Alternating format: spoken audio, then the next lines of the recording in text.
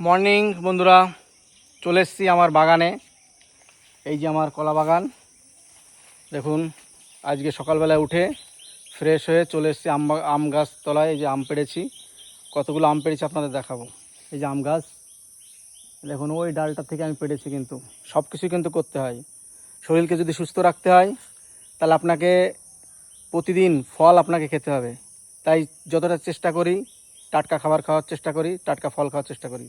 দেখুন 2 ব্যাগ নিয়ে যাওয়া হয়ে গেছে, আরও এই যে রয়ে গেছে, আরও গাড়ি নিয়ে আসছে। আমের বাবা এসছি। আমার বাগানটা আপনাদের দেখাবো। দেখুন আমার বাগানটার কলাগুলো দেখুন, প্রতিটা গাছে দেখুন, ওই যে এই যে প্রতিটা গাছে একটা করে কাঁধি। দেখুন